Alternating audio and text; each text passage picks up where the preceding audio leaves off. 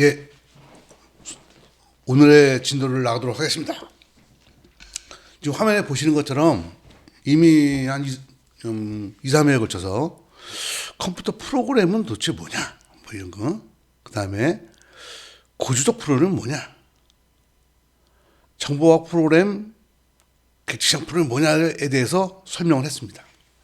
그래서 이것들이 어떤 필요성에 의해서 도입되는지를 설명했습니다. 반드시 기억해야 됩니다. 그리고 이런 어떠한 필요성에 의해서 어떤 기능이 만들어졌고, 그래서 프로그램 원에 어떤 기능이 추가되었다라는 것을 여러분이 꼭 기억하셔야 되고, 그 맨 마지막 단계로 이제 설명한 게 객체장이라고 설명했습니다. 오늘은 사실은 구조적 정보공학 객체장이 가장 중요하고요. 이게 최근에 나온 것 중에 가장 마지막에 나온 게 CBD, 함수형 이런 것들이거든요. 이런 것들은 어떻게 보면 이 앞에 있는 것들에 대한 좀 보완 정도의 의미가 있다고 보시면 됩니다. 그래서 덜 중요하고요. 앞에 있는 세 가지가 제일 중요하다 이렇게 보시면 되겠습니다. 그럼 오늘 진도를 나가도록 하겠습니다. 그 CBD는요, 컴포넌트. 자, 보세요. 컴포넌트 베이스드 디벨롭, 그러니까 컴포넌트를 기반으로 한 개발이다라고 하는 개념이에요. 그 여러분 여기서 알아둬야 될 게 뭐냐면 컴포넌트라는 개념이 있어요. 그 컴포넌트라는 개념은 무슨 개념이냐? 그러면요, 이거는 이런 거예요. 재사용하는 단위예요. 그런데 누가 재사용하는 거냐면요, 개발자가 재사용하는 거예요. 이해하셨죠? 그러니까 프로그램을 짜다 보니까 어떤 특정한 부분이 여러 그 개발자들 사이에 공통적으로 쓰이더라는 거예요. 그러면 그걸 갖다가 어떻게 돼요? 컴포넌트라고 해서 미리 만들어 놓고 개발할 때 그거를 같이 쓰도록 개발하면 개발된 그 소프트웨어가 좀 더 좀 표준화되고 정형화되는 효과가 좀 있어요. 이게 왜 나온 거냐면요, 객체장으로 도입이 됐잖아요. 그래서 레포트 같은 거 수백 개 입력하면 수천 개씩 만들어야 되는 거예요. 만들다 보니 사실 입력화면이라는 거 여러분들도 뭐 프로 써보시면 알겠지만 입력화면이라는 게 대충 비슷하잖아요. 보고서도 뭐 화면이 대충 비슷하잖아요. 그걸 그때마다 다 일일이 그린다는 것도 말이 안 되잖아요. 그죠? 그래서 이 입력화면이나 출력화면에서 공통적으로 쓰이는 기능들이 있어요. 예를 들어 볼까요? 버튼. 그죠? 표 같은 거. 그렇죠? 그 다음에, 레포터 찍을 때 보면 위에 회사 로고 찍는 거, 밑에 전화번호나 부세를 찍는 거, 이런 것들. 입력하면 할 때 입력하는 리스트, 입력밭, 그죠? 입력창. 이런 것들은 다 공통적으로 쓰이거든요. 다만 뭐만 달라져요? 내용만 달라지거든요. 그래서 객체장이 도입되고 프로그램을 많이 개발하다 보니까 사람들이 생각하게 된 거예요. 사실은 아직도 정보공학에서 보면 입력과 출력, 화면 같은 거 그리는 것들이 대부분의 일을 차지하는데 입력과 출력을 가만히 보니 되게 비슷한 게 많더라는 거죠. 그래서 생각하는 거예요. 이걸 한 번만 더 같이 쓰자. 그래서 여러분 실제로 그러잖아요. 뭐 버튼 같은 거나 리스트 박스, 콤보 박스 뭐 이런 것들은 다 같이 쓰잖아요. 그죠? 그게 컴포넌트 베이스예요. 간단한. 더 나은 걸로 보면 이런 거 있죠. 뭐 회사에서 예를 들면 레포트를 찍을 때 레포트의 위와 아래를 찍는 어떤 기본 포맷, 이것도 컴포넌트 만들어서 레포트 프로그램을 짜고 싶은 사람은 그 기본 포맷을 갖고 오고 거기다가 안에 중간 부분에 콘텐츠만 바꾸도록 하는 것도 컴포넌트 기반의 프로그램이라고 볼 수가 있죠. 그래서 그걸 우리가 CBD라고 해요. 다시 정리하면 컴포넌트란 개발자가 재사용하는 단위다. 대표적인 예는 뭐 버튼이나 리스트 박스, 콤보 박스 같은 그런 것들도 있고, 레포트 같은 거 포맷도 있고, 입력화면의 레이아웃 같은 것들도 컴포넌트가 된다. 그래서 보시게 되면, 자 보세요. 컴포넌트 베이스드 개발은 어떻게 하냐면요, 먼저 개발해야 될 업무를 분석해죠. 설계를 쭉 해봐요. 그래가지고는 우리는 이제 입력화면이 이렇게 짜고 출력하면 이렇게 되니까 어떠한 컴포넌트는 같이 쓰는 게 어떤 거 있겠냐라고 컴포넌트를 추출하지요. 그다음에 출처자 컴포넌트를 설계하고 이걸 구현을 하죠. 그래야 어떻게 해요? 그걸 인증한 다음에 그걸 갖다가 어디다 집어넣어요? 컴포넌트 저장소에다 집어넣어요. 그 뭐라 그래요? CED, 컴포넌트 디벨롭먼트라고 해요. 이해하셨죠? 그 다음에 이게 지고 나면 그 다음에 이제 프로를 개발하는 사람이 들어오는 거죠. 가서 요구사항을 정리하고 뭘 개발할지를 분석한 다음에 너무 내가 개발할 게 만약 레포트 550개다. 그러면 레포트 50개를 개발해야 된다고 정해졌다면 그걸 갖다가 레포트에 해당되는 컴포넌트가 있는지를 찾아보는 거죠. 그리고 컴포넌트에 있는 레포트 A 1번 포맷과 3번 포맷을 이용해서 나는 내 50개의 포맷을 짜겠다라고 하면 1번, 3번을 갖고 오는 거죠. 거기다가 이제 조립하는 거죠. 뭐 버튼을 추가하고 여긴 리스트 박스 추가하고 테이블 추가하고 해서 이렇게 어떻게 해요? 컴포넌트를 조립하죠. 보이시죠? 그러니까 컴포넌트를 기반으로 설계를 한 다음에 뭐가 이제 알아야, 그러니까 이걸 기반으로 설계를 하고 그래가지고는 그 다음 장에 어떻게 돼요? 이걸로 실제로 조립하는 거죠. 버튼, 리스트 박스, 전체 레이아웃 이거 조립을 하죠. 그다음에 프로그램을 짜는 거죠. 이걸 뭐라 그래요? 컴포넌트 베이스드 디벨롭먼트라고 해요. 하나도 안 어렵죠. 그러니까 CBD는 뭐냐면요. 주로 GUI 쪽에서 많이 적용된다고 볼 수가 있고요.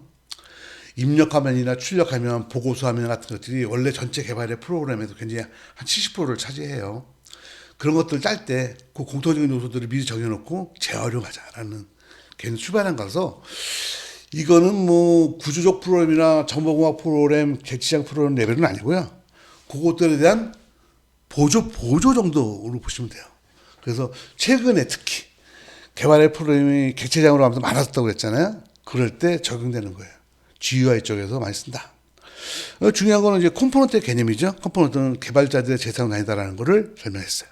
이해하셨죠? 하나도 안 어려워요. 그럼 그 다음 거 볼게요. 그 다음에 최근에 많이 나오는 것 중에 이제 보면 함정 프로그램이라는 게 있어요. 이건 뭐냐면요. 필요성을 알아야 돼요. 잘 보세요. 은행에서, 만약에 예를 들어서 은행에서 이자율 계산, 그 클래스를 하나 선언했어요. 그게 이제 뭐 입력, 출력, 이자율 함수가 다 있어요. 그죠? 입력, 출력, 이자율 함수가 있어요. 맞죠? 입력과 출력과 관계된 그러면 이자율 하는 거니까 같이 묶었죠. 연관되는 거 묶었잖아요. 묶어가지고 그 클래스 선언을 했어요. 그래가지고는 그거 갖다가 이제 인스턴스화 시켰죠. 그래가지고 조민호라는 계좌, 뭐 김주현 계좌, 조현희 계좌를 쫙 만들었어요. 몇 개? 5천만 개를 만들었어. 그럼 어떤 꼴이 되는 거예요? 이자율 계산하는 함수가요. 5천만 개가 올라오는 거예요. 이게 뭐라 그랬어요? 객시장 프로그램의 문제점이라고 그랬죠. 이 설명을 들었으면 알 거예요. 그래서 일반적으로는 뭐 메모리를 넉넉하니까 뭐 그냥 써도 되는데 보세요. 자, 중요한 이자율 같은 계산하는 게 이자율 같은 요즘 굉장히 복잡하거든요. 조건이 많으니까. 그러면 그런 조건이 있는데 그 이자율 계산하는 걸 넣었어요. 자꾸 바뀌면요. 그러면 5천만 개의 객체에 있는 이자율 계산하는 모듈들을 어떻게 해야 돼요? 다 찾아봐야 될 거 아니야. 그죠? 또 옛날 이자율을 갖고 있는 클래스도 있고 최신 이자율을 갖고 있는 클래스도 있을 수도 있잖아. 그죠? 그 뭐가 뭔지 또 뒤져봐야 될 거 아니야. 무슨 말인지 이해가 되세요? 연관성에 있는 어떤 함수인데 그 함수가 이게 굉장히 파급력이 큰 함수일 경우에는요. 그거를 비록 AB라는 데이터가 연관이 있다고 하더라도 그거랑 같이 묶지 않는 게 도움이 될 때가 있다 이거죠. 바로 내가 말하는 것처럼 그런 거죠. 이자율 계산하는 것들은요. 모든 그 은행이면 은행에 있는 모든 클래스가 다 쓰는데 그거를 클래스에다 묶어버리면 이자율이 바뀌거나 변동되거나 하면 어떻게 돼요? 또 이자율 공식은 계속 바뀌는데 그럼 어떻게 돼요? 그럼 뭐 90년도까지 생성된 객체는 아니고 뭐 2000년 이후에 생성된 객체 어쩌고 이렇게 해서 또 구분을 해야 돼요? 그 말이 안 되잖아. 그래서 사람들이 고민을 한 거죠. 그래서 이런 거죠. 일반적으로 클래스는 그렇게 하는 게 맞고요. 근데 그 중에서 어마어마하게 많이 쓰이고 중요한 함수들이 있다면, 그리고 활용도도 먹고 계속 바뀌는 함수가 있다면, 그거는 함수형 프로그램을 이용해서 짜라. 그러니까 클래스에 포함시키지 말고, 그 클래스는 있는 거고요. 그 중요한 게 클래스는 있는 거고요. 근데 그걸 클래스에 포함시켜서 짜지 말라는 거예요. 함수형 프로그램을 별도로 짜서 내가 프로그램 짜면서 그 함수를 갖다 불러 써라. 실시간으로. 그렇게 하라는 거예요. 근데 재밌는 건 그 함수를 그때그때 하나씩 선언하지 말라는 거예요. 그때그때 하나 선언해서 짤 정도면 그냥 클래스에 포함시키는 거고요. 어떠한 함수가 시간이 가면서 계속 바뀌고 복잡해져가고 계속 변화가 되는 그런 어마어마한 함수가 있다면 그런 것들은 함수형 프로그램 짜라. 그래서 그 하는 건데 일단 전제는 이해가 됐죠. 그러면 그냥 함수를 선언하지 어떻게 짜야 되겠냐? 자, 보세요. 함수형 프로그램을 한 문장 정의하면 함수를 사용해요. 근데 사이드 이펙트 없도록, 그러니까 예상치 못하는 결과가 나오지 않도록 선언형으로 사용하는 것이다. 감이 안 오죠. 여기 선언형으로 사용한다라는 것, 사이드 이펙트 없다라는 것, 함수를 사용한다는 것. 자, 어떤 함수를 사용한다는 건 여러분이 이해했고, 사이드 이펙트라는 건 뭐예요? 함수 이름에 주어진 기능 외에 다른 기능은 내부 로직이 없어야 되는 거죠. 이름만 보면 더하기만 하면 썸이라는 함수는 썸이라는 기능만 하고 나머지는 하지 않도록 해야 돼요. 그걸 뭐라고 하냐면 no side effect라고 해요. 선언형 프로그램이다. 이건 가르쳐줄게요. 이제부터 선언형 프로그램을 써라라는 거예요. 자, 볼게요. 굉장히 중요한 거예요. 자, 어떤 함수가 있어요. 처음과 중에서 3의 배수면은 피지라는 걸 출력하고 5의 배수면 버즈를 출력하고 3과 5의 배수면 피즈 버즈를 출력하는 그 함수를 짜는 거죠. 이 함수는 지금 몇 가지가 있는 거예요? 3의 배수 식별하기, 5의 배수 식별하기, 3과 5의 배수 식별하기 세 가지 기능을 갖고 있는 거예요. 이러면 안 된다는 거예요. 이걸 뭐라 그래요? 사이드 이펙트가 있을 거다라고 간단한 거예요. 이렇게 함수가 여러 가지 기능을 갖고 있을 경우에는 그 함수적 프로그램은 뭐냐면 함수가 한 가지 기능만 갖도록 하는 거고, 만약에 함수가 여러 가지 기능을 가지게 되면 이거를 나누라는 거죠. 어떻게? 3의 배수를 하는 함수, 5의 배수를 하는 함수, 그리고 이거를 묶어서 이것과 이것을 묶어서 3과 5의 배수를 하는 함수를 출력하는 것. 이렇게 함수를 나눠주라는 거예요. 예를 들어볼까요? 지금 자, 보세요. 이 함수는 이렇게 하면, 3일 경우에는 이거, 5일 경우에는 이거, 3과 5일 경우에는 이거, 이렇게 해서 여러 가지 기능을 갖도록 만들어 놨잖아요. 이렇게 하지 말고요. 자, 이건 뭐냐면, 이런 걸 명령형이라고 하는 거죠. 근데, 선언형은 그렇게 하는 게 아니고요. 어떻게 하는 거, 이렇게 하는 거예요. 잘 보세요. 선언해 주는 거예요. 자, 선언하자! 자, 피즈라는 거는 3의 배수일 경우, 버즈라는 거는 5의 배수일 경우. 이거 함수죠. 그죠? 그 다음에 피즈 버즈는 어떻게 돼요? 이것과 이것을 합해서 선언해 버리는 거죠.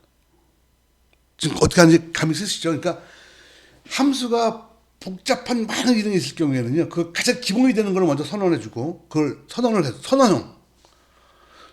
주고, 이 선언한 것들을 갖다가 조합을 해서 다른 함수를 선언해 주라는 거예요. 이렇게 하면 함수에서 발생하는 에러가 가장 적어지고 함수가 읽기 쉬워지고 함수를 관리하기 편해진다는 거예요. 이걸 우리가 뭐라 그래요? 함수형 프로그램이라고 하는 거예요. 그래서 여기서 보신 것처럼 피즈라는 함수도 있지만 선언을 해주고, 버즈 선언을 해주고, 피즈 버즈는 이것들을 합해서 또 하나 새로운 함수 선언을 해주고, 로그 함수 선언을 해주고. 보이시죠? 이렇게. 보이시죠? 이거를 선언형이다라고 하는 거예요. 그러니까 다시 얘기하면, 자, 복잡한 기능의 함수가 있어요. 이게 하나의 함수에 복잡한 게 다 들어있으면 기능도 복잡하고요. 수정될 가능성도 많고요. 잘못될 생각도 많고, 또 괜히 쓸데없는 기능이 들어가 있어서 문제를 일으킬 수도 있고 막 그래요. 그럴 때 어떻게 하냐면요. 기본 함수를 선언해주고, 이거를 묶어서 또 선언해주고, 이거를 보고서 또 선언해주고 이런 식으로 함수를 쭉 트리 구조로 선언해주는 거예요. 그래가지고 내가 써야 될 함수가 어떤 거냐에 따라서 내가 이제 클래스를 만들어서 쭉 쓰다가 함수 선언해야 될 경우에는 이 함수의 트리 구조에서 뭐 이거를 쓰던 이렇게 뽑아서 쓰라는 거죠. 이해가 되시죠? 그래서 이거는요 객체 지향의 보완이라고 보시면 돼요. 그러니까 함수적 프로그램만으로 프로그램을 다 짜는 경우는 많지 않아요. 물론 그렇게 잘하는 경우도 있겠죠. 근데 객체 지향의 기반이 되고요. 그 다음에 그 쓰는 함수들이 굉장히 기업체에 가다 보면 기업체에서 많이 쓰이는 함수들이 있어요. 한 20개에서 20개 안짝도도 왔다 갔다. 그 정도 되는 함수들은요, 기능이 거의 많이 쓰이면서도 계속 바뀌고 막 그래요. 그런 함수들은 특별 관리하라는 거예요. 어떻게? 하나로 이렇게 묶어서 짜지 말고, 그거를 함수를 분해를 해보라는 거예요. 그래가지고 최하 단위로 먼저 최하 단위로 쫙 만들어 놓고, 그것도, 나머지 것들은 뭐예요? 그것들 갖다 이렇게 조합을 해서. 그래서 이걸 우리가 선언형이라고 한다 그랬죠. 그래서 이걸 함수적 프로그램을 선언형 프로그램이라고 한다. 이렇게 짜놓으면 우리가 보세요. 하나를 쓰는 것보다 이걸 이렇게 복잡하게 틀 구조를 좀 만들어 놓고 나면 내가 프로그램 쫙 짜면서 필요한 게 있으면 그걸 이거 이렇게 갖다 쓰잖아요. 그럼 확실히 프로그램도 빨라지고 사이즈 이펙트 예상하지 못한 문제도 발생하지 않고 프로그램 읽기도 편하고 나중에 내가 고쳐도 큰 문제가 발생하지 않는 거죠. 그래서 이것처럼 함수의 단위 기능을 분리하여 선언하고 이것을 조합하여 새롭고 복잡한 함수 선언하여 사용하는 방법을 갖다가 적용해라. 어디다가 내가 짜야 되는 프로그램의 핵심이 되는 함수들이 있어요. 거기다 적용하라. 이거는 별도로 쓰는 게 아니고요. 객체 지향과 같이 쓰는 거예요. 자, 그럼 오늘 설명 한번 같이 해줄게요. CBD는요. GUI 쪽에서 주로 객체 지향 쪽에 정보공학 쪽이라 봐야죠. 화면이나 출력물 쪽에서 사용할 때 많이 쓴다고 보면 되고요. 함수적 프로그램을 어디서 써요? 객체 지향에서 보면 일반적으로 함수가 포함되잖아요. 근데 거기에 포함시키지 말고 별도로 분리를 하는 게 더 가치가 있고 문제 발생하시고 편한 게 있다니까요. 아까 말했죠? 이지알 계산하는 것 같은 거. 그런 것도 분리시키는 거예요. 비록 관련이 있지만 클래스에 포함시키지 말고 분리시켜서 그게 복잡하면 그걸 기본이 되는 걸로 분리시키고 이것들을 선언을 해놓고 선언을 조합해서 복잡한 함수들 이렇게 만들어가는 거예요. 트리식으로. 그래가지고 이런 트리 구조를 갖고서는 이제 나중에 내가 프로그램 짤 때 활용하라는 거죠. 이렇게 해놓으면 내가 짠 프로그램이 특히 객체장 프로그램이 훨씬 더 나이스하게 움직이고 메모리도 작게 먹고 나중에 유지보수하기도 편하다는 것을 얘기하는 거예요. 이해하셨죠? 그래서 오늘 CBD하고 함수적 프로그램의 개념을 설명했어요. 이것들을 실제 프로그램을 어떻게 구현할 것인지에 대한 것들은요, 차후의 문제입니다. 여러분이 개념을 정확히 알고 있으면요, 나중에 필요한 시절에 공부하시면 되고요. 뭐, 책은 서점에 많이 있습니다. 그러니까, 그때 보시면 되고요. 그래서, 지금까지 공부한 걸 간단히 정리를 해드리면, 맨 처음에는 그냥 순서대로 쫙 썼던 거죠. 특수한용으로 썼던 거죠. 그러다가, 이제, 순서가 길어지다 보니까 고투부 많이 쓰고 하다 보니까 그걸 함수라는 개념으로 해서 짜고, 거기다가 기업체 사다 보니까 화면도 그려야 되고 데이터베이스도 써야 되고 해서 나온 게 정보공학 방법론. 오늘날의 프로그램은 이렇게 짜는 거예요. 그러면 정보공학 방법론에 여러분이 이러죠. 사회에서 짜는 프로그램 방법을 배우고 싶은데 어떻게 배우면 좋은가요? 이거 좋은 게 있죠. 여러분 MS 오피스를 깔면 MS 액세스라는 게 깔리거든요. MS 액세스를 깔아가지고요. MS 액세스를 이용해서 여러분 도서관리 프로그램을 한번 짜보세요. 그렇게 해서 짜는 그런 포맷이 정보공학 프로그램이고요. 그게 여러분이 사회 나가서 쓰는 프로그램의 기법이라고 볼 수가 있어요. 아셨죠? 그 다음에 2000년 들어와서 객체장 썼죠. 객체장까지 쓰다 보니까 이제 됐죠. 그러다 보니까 이제 정보공학 같은 데 쓰다 보니까 화면이나 출력 같은 데 뭐 개발자들이 재사용할 게 많았다. 그걸 재사용해보자는 게 CBD. 객체장으로 가서 함수 같은 거 다 포함시키다 보니까 어떤 거는 포함시키지 말고 따로 쓰는 게 더 나은 것 같다. 왜? 복잡하기도 하고 많이 쓰이고 변화가 많이 되니까. 그런 것들은 분리해서 따로 하자. 그걸 트리 구조로 해서 한번 선언형으로 짜보자라는 게 함수형. 그죠?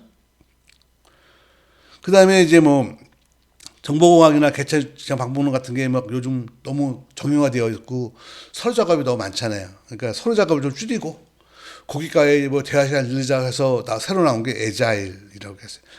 에자일은 큰 의미가 없어요. 그냥 이렇게 기존에 있던 정보공학이나 객체지향 방법론을 좀 간략화시키자라는 의도가 있어서 내가 별도로 설명하지는 않고 에자일이 그래서 이거는 문서 작업이 좀 작다. 근데 해보시면요 별 의미 없어요. 몰라요. 마이크로소프트사 같은 데서 에자일 방법을 쓰면 뭐 의미가 있을지 모르겠는데요.